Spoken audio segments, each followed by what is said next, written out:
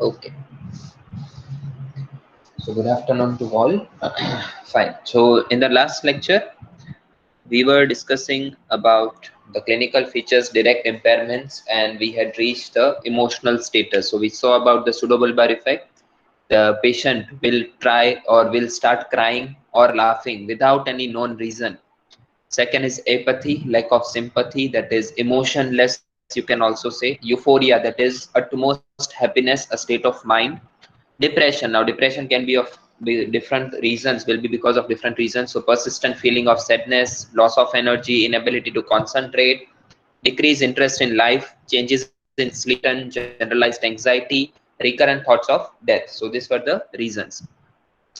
There also happens to be hemispheric differences, that is when a patient is affected on the left hemisphere of the brain or right hemisphere of the brain. So opposite side will be the paralysis. So right side is affected, that is left hemispheric damage, and left side is affected of the body, that is right hemispheric damage. Yes, so there are various behavioral changes also in such patients. જે patient ને left side બ્રેનમાં stroke આવે એટલે કે right side hemiplegia થશે એનું અને compare કરો તમે રાઈટ સાઈડ બ્રેનમાં that is left side hemiplegia થશે બંનેના બિહેવિયરમાં પણ ડિફરન્સ હશે.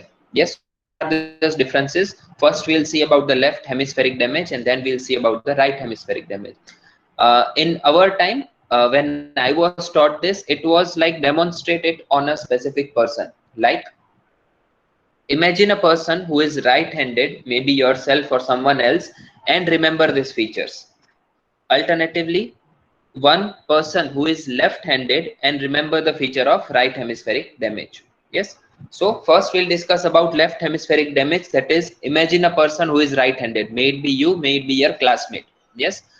First of all, they will be having difficulty in communication. They will not be good at communication. Yes. Second, processing information in a sequential manner will be difficult. Yes. So whenever you give them a task, they will not be able to perform it in sequence. Yes. They will not understand the sequence of the information given. Third, they will be very cautious, anxious, and disorganized. Yes. So say for example, one of the person is right-handed, they will be very conscious, they will be easily anxious. Yes, they will get angry very easily, and they will be disorganized. Disorganized means they will not like keeping things at specific places. Yes, so they will be disorganized. And last, realistic about existing problems. So they will know what problems they have. Yes, even in a patient of stroke, they will know, yes, my this hand is not working, which part is working, how much it is not working. They'll be very realistic. Yes, they will accept the fact they are affected. Yes. Coming to right hemispheric damage or left side hemiplegia. Yes, so imagine a person who is left-handed. I am left-handed, so you can imagine me also at the time. So difficulty in spatial perceptual task. So whenever we already saw right hemisphere, specifically parietal lobe is affected, that will lead to perception deficits. Yes, so spatial perceptual task will be very difficult for that individual. Second, grasping the whole idea of the task. You tell the patient or you tell the patient with stroke that you have to perform this movement.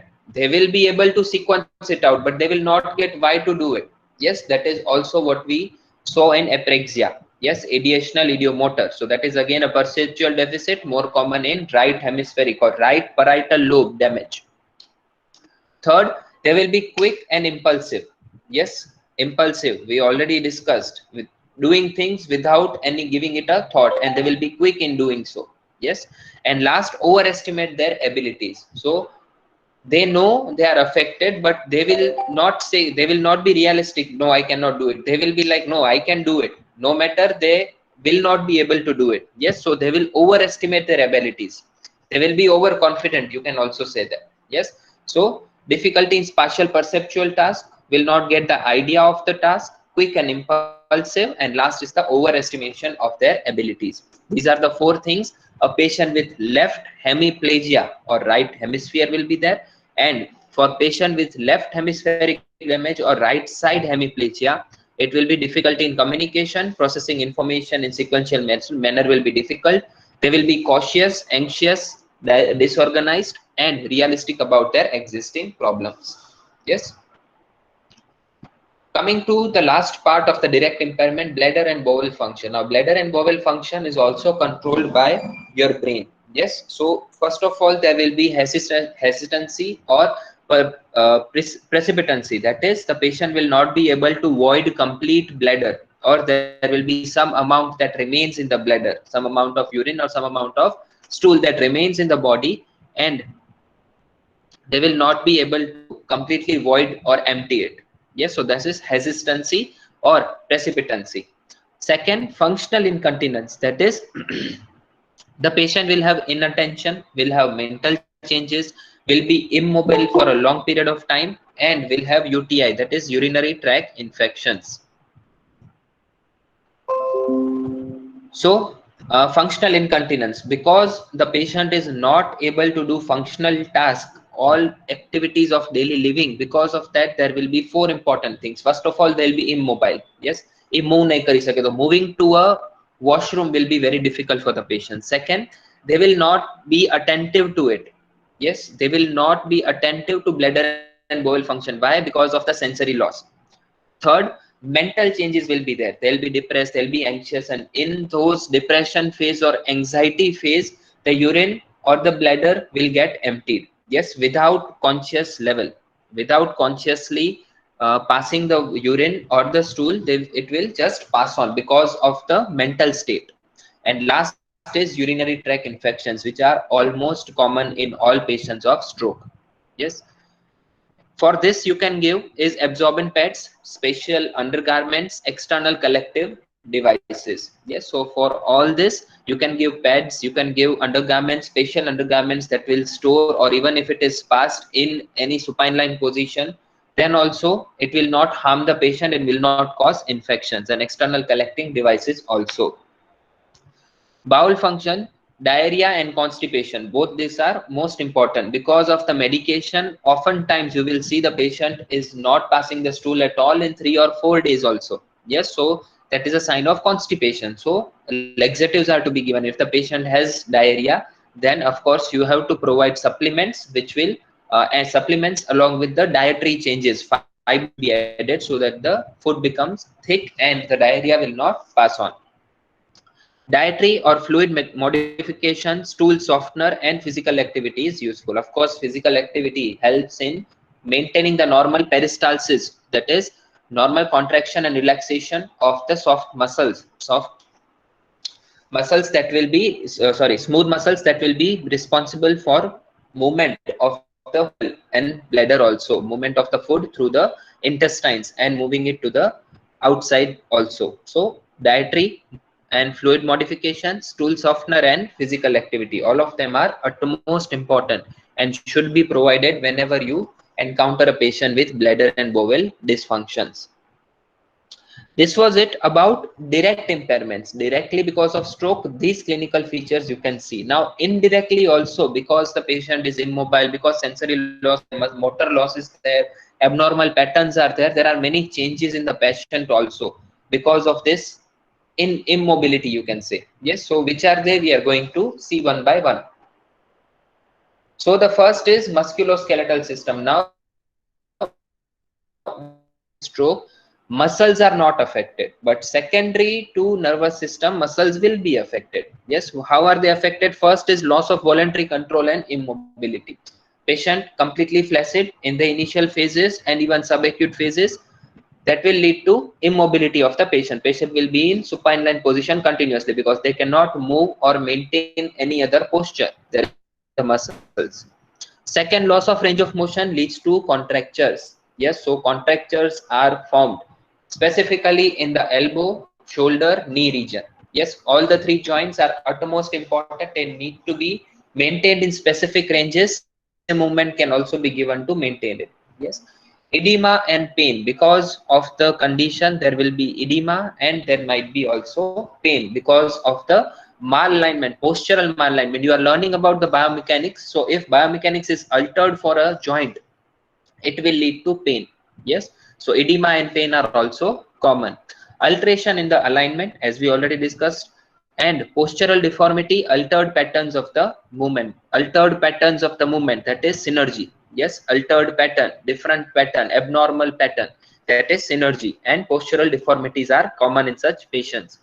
Increased energy expenditure and excessive force. They have to use large amount of energy to do a simple movement.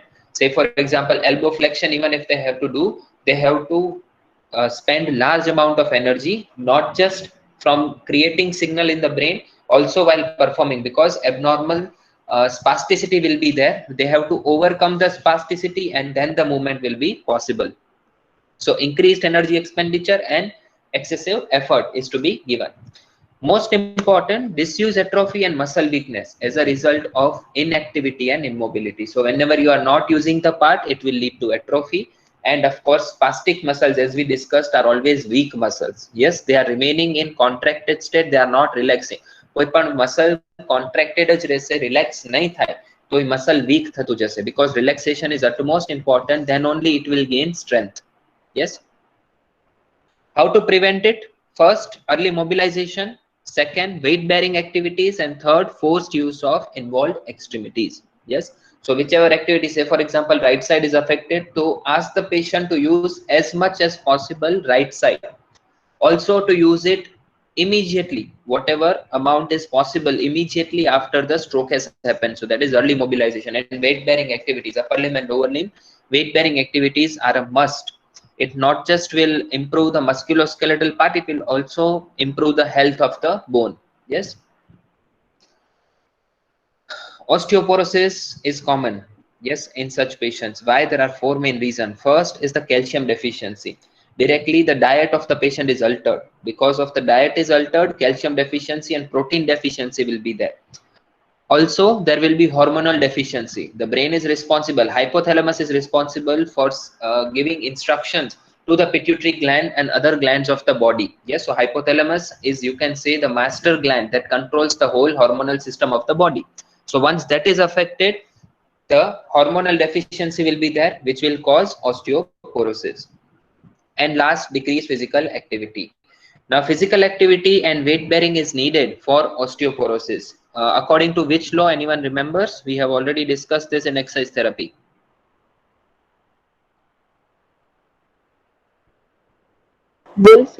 Wolff's law, very true. Yes, so Wolff's law states that the amount of calcium deposited from blood to the bone is directly proportional to the gravity or the physical activity exerted by the muscle on the bone. Yes, so કાં તો gravity તમારે act કરાવી પડે એની ઉપર, or you need muscle activity more, then only it can increase bone health. So both are decreased. એક તો patient સુપાઇન line છે એટલે ગ્રેવિટી એક્ટ નહીં કરે. સેકન્ડ, મસલ એક્શન નથી કરી શકતું, વોલન્ટરી કંટ્રોલ 0 છે. યસ, એક્ટિવલી પેશન્ટ કંટ્રોલ જ નથી કરી શકતું મસલને, તો બોન ઉપર થશે જ નહીં, ફોર્સ એક્સર્ટ નહીં થાય, and because of this there will be osteoporosis. Also, there will be increased risk of fall. Why there will be increased risk of fall? Sensory motor deficit. Yes, sensory system is utmost important to maintain the posture and balance. When sensations are not there, it is not possible. Also the motor part, muscles જ act નહીં કરે તો કોઈ posture attend નહીં કરી શકે. Second, impaired balance. Third, confusion. Yes, if the patient is not having enough consciousness level, you ask the patient to do something, there will be confusion, and they will not be completely cautious about what they have to do, and there are chances they will. Attention deficit, all types of attention, if anyone is deficit, they will cause fall. Perceptual deficit, not able to perceive the stairs. Yes, partial relations, if they are not able to get it, then it is also a risk of fall. Impaired balance, that is already we discussed. Behavioral impulsivity and depression. Even if the behavior of an individual is changed, if they are depressed, they will not be attentive, their attention will be deficit, and if attention is deficit, directly it will lead to risk of fall. Both this together, osteoporosis and increased risk of fall, means increased risk of fractures. Yes, so orthopedic conditions are also common after stroke, specifically pathological fracture. Yes, if you fall from a bed right now, you will be normal, it will be something that is not fracture. Yes, if it is fracture, then of course your bones are very weak. Yes, if the bones are very weak and the chances of fall are high, it will lead to risk of fracture. So according to the classification of fracture, will be termed as pathological fracture. Yes, there are two main, traumatic and pathological. Pathological means because of any pathology the bones have become so weak, even small fall or even sometimes sneezing or coughing activity can cause fractures. Yes, so that is increased risk of fractures for stroke patients because of osteoporosis and risk of fall. Coming second to neurological, because of stroke, there are chances that the patient will have seizures and hydrocephalus. What is seizure according to you? Khechavi. Khechavi, yes, or achki. Yes, the same thing is seizures. Yes, so it is an uncontrollable muscle contraction of the whole body. Yes, it is uncontrollable involuntary contraction of the whole body muscles. It can occur in acute phase or several months even after the strokes also. The main reason is increase in the intracranial pressure, ICP. Yes, if there is increase in intracranial pressure, it will lead to seizures. Yes, because the brain senses it as a threat. Yes, and because before going into completely shock phase, that is cerebral shock, it will go for seizure first, and then there will be cerebral shock. Hydrocephalus can also occur with subarachnoid hemorrhage, SAH, or ICH, that is intracranial hemorrhage. Clinical feature will be headache, nausea, vomiting, visual impairment, increasing lethargy, and ataxia. Hydrocephalus itself means increased amount of ICF or intracranial fluid. Yes, intracranial fluid, if it is increased, there will be changes in the intracranial pressure, it will increase, and there will be signs and symptoms. Yes, so hydrocephalus also is a condition we are going to learn furthermore in your 5th semester itself. So this will be the sign and symptoms. We will again discuss the same. Yes, so headache, nausea, vomiting, visual impairment, increased lethargy, and ataxia. Lethargy is generalized weakness. Yes, generalized weakness of the whole body is termed as lethargy. And ataxia, it is emergency condition. In emergency condition, we can go for ventriculostomy and ventricular drainage, because the ventricles are responsible for formation of CSF. Yes, cerebrospinal fluid. If cerebrospinal fluid is increased, it will lead to increase in the intracranial pressure. So if ventricles are causing it, we can directly stomy, that is removal. Yes, so ventriculostomy means removal of ventricles. Lateral ventricles specifically produce. Choroid plexus of lateral ventricles are responsible for production of CSF, cerebrospinal fluid. Remember this. Yes, you have already learned this in anatomy, but it is a revision. Yes, and ventricular drainage. If not, ventricular drainage can also be done. You increase the you remove the part of the skull, craniotomy is done, and directly from the ventricle, part of CSF is removed. Long-term VP shunt. So what is a shunt? Shunt is a bypass, you can say. Yes, a bypass from the ventricles to the peritoneal cavity. Ventriculoperitoneal shunt, VP shunt. We are going to see again in detail in hydrocephalus. If you don't remember, it is fine. But hydrocephalus is common with subarachnoid hemorrhage and intracranial hemorrhage. That is what you have to remember for now. Also, there are chances of cardiovascular and pulmonary secondary impairments. Yes, how the heart and lungs will be affected. So, first is thrombophlebitis and DVT. Yes, DVT stands for Deep venous thrombosis. deep vein thrombosis or deep venous thrombosis. So, formation of thrombus in the veins, specifically of the leg, superficial veins of the leg, that is because of the stasis of the blood. Yes, it is said we have 3 hearts. The first is the normal anatomical heart, and second are the calf muscles, both the calf muscle left and right side. So they will cause return of venous blood from the periphery to the heart. Hence it is said peripheral heart. Yes, so if they are not working properly, there are chances the blood will not circulate and it will accumulate in the lower limbs. Once it accumulates, the platelet aggregation happens, the formation of clot happens, and there will be thrombosis. Yes, this thrombus can again be changed or can dislodge from there, become an embolus, and again go to different portions of the body, may that be pulmonary, may that be heart, may that be in the brain again, and can cause various other deficits or diseases. Also, CAD, that is coronary artery disease, may be present prior to the stroke also. Yes, so before stroke happens, there are chances the patient will have coronary artery diseases. Coronary artery. What is the function of coronary artery? Name itself suggests.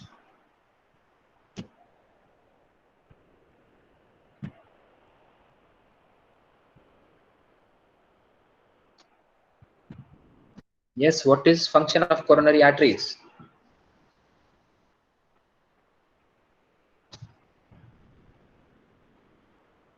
Supply blood to the heart, To the heart, walls of heart. exactly. From the, yes, that is true. From the base of aorta itself, coronary arteries originate, left and right coronary artery, and they are descending, and depending on the site they are present, they are named. Their main function is to provide blood to the heart.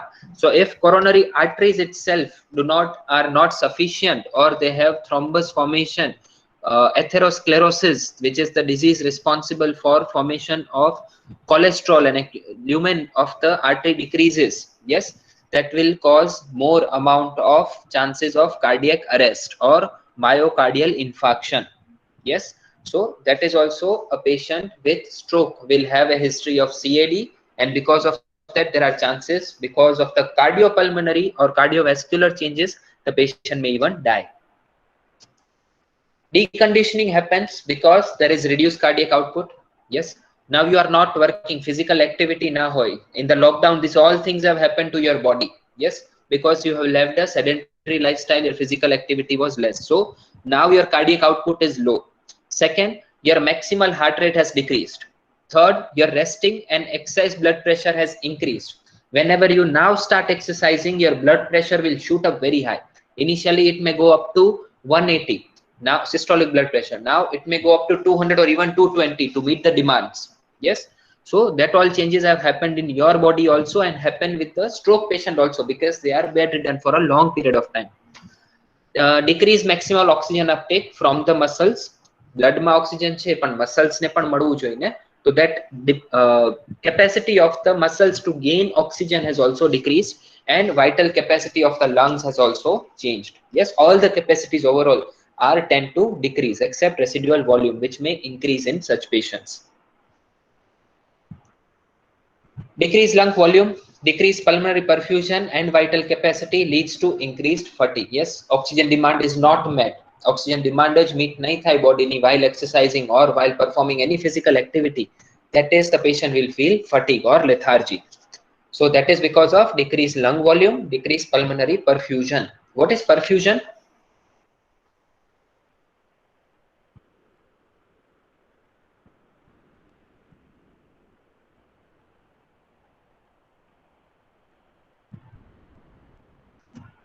Yeah, what is perfusion? What do you mean by perfusion? You might have learnt about the term perfusion ventilation ratio. So what is perfusion? Physiology.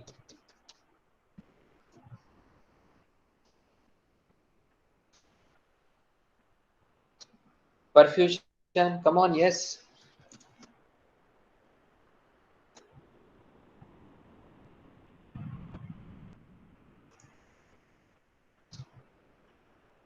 No one knows what is perfusion.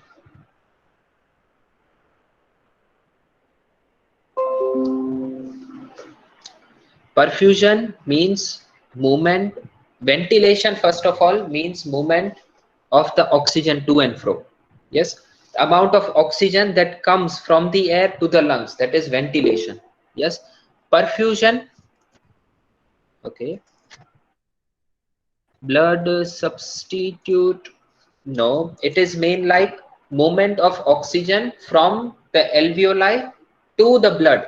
That is termed as perfusion. How much amount of oxygen is moving from the air, moving from the alveoli, alveolar sacs to the complete blood. That is perfusion. Yes. And the vital capacity lead to increased fatigue. Aspiration can lead to aspiration pneumonia. Now aspiration is at most common in supine line and sideline position. Why? Because the food moves back from the stomach to the esophagus, and from esophagus it can move to the trachea, because the patient does not or cannot control the glottis, yes, which needs to be closed for swallowing purpose. So aspiration pneumonia is common. And last, dysphagia can lead to dehydration and poor nutrition.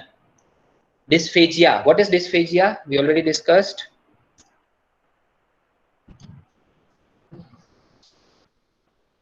Dysphagia એટલે Difficulty in swallowing. Difficulty in swallowing. yes, difficulty in chewing and swallowing. Together they are termed as dysphagia. So they will not be able to swallow food. Food andar nahi jai, so there will be chances of dehydration and poor nutrition. Yes. So for that we also saw Ryle's tube. This is nasogastric tube, or gastrotomy can also be done for long term. Integumentary, that is skin related. Ischemic damage and subsequent necrosis of the skin results in skin breakdown and decubitus ulcer. So pressure ulcers are formed. You lie down in supine position for continuously many days or even months. There are chances the skin will start breakdown on the pressure areas, specifically on the bony prominences. Say for example your occipital region, your sacrum, yes, even your calcaneum. These are all bony prominency, malleoli. Though here there are chances the pressure will form. Because of the pressure the skin will break down. Yes, that is also termed as decubitus ulcer or pressure ulcer. Prevention, daily inspection of the part. બધા જે bony prominence છે એને રોજનું રોજ તપાસ કરવું. Daily inspection is needed. Proper skin care. Yes, there should be proper no crease on the bed. Powdering should be done very frequently. That will prevent it. Prevention of any fluid. Yes, ક્યાંય પણ fluid હશે and the patient is lying on the fluid, chances of skin breakdown are much more. Assumption of upright posture. Yes, વારે ઘડીએ posture change કરા, ask the patient to sit. That also will relieve the pressure. Pressure relieving devices like water bed and air bed can also be given, and proper positioning. Yes, position the patient appropriately, change the position with time. There will be very less chances of forming of pressure ulcer or decubitus ulcer. Here we are completing the main aspect, that is the clinical features. Sorry. Clinical features of stroke. Any questions from your side from the whole direct as well as indirect impairments of stroke?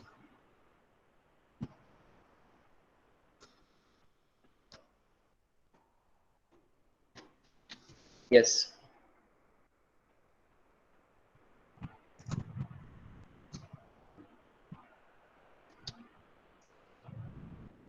Any questions? Till now we have discussed about the definition, we have discussed about the pathology, we have discussed about the risk factors. Then we went on to see the clinical features. Now next lecture we are going to discuss more about clinical features specific to specific region of the body. Say for example, if internal carotid artery is affected or not, if spinal cord artery is affected or not, if ACA, MCA, PCA, basal ganglia, if they are affected specifically, one part is affected, then what will be the sign and symptoms? And after that we'll be discussing about the management. Yes, the management, we have taken long time to discuss about stroke, and the same will be for 2 or 3 more conditions. Why? Because these patients will frequently come to you. Yes, they are the majority of the conditions in neurology what you are going to see will be related to such patients. So it is more important for you to understand the basic pathology. You need to understand the clinical features. Then only you will be provide not only the medications that we are going to learn, but also the exercise that is in the physiotherapy part, which you will be learning in the next semesters. Yes. Okay. Any doubt till now? Yes or no in the chat, everyone?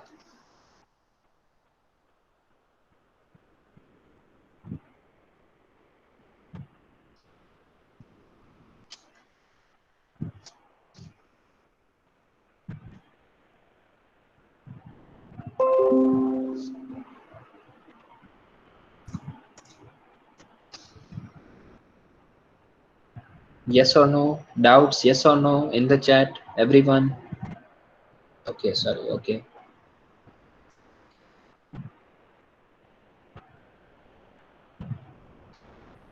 Fine.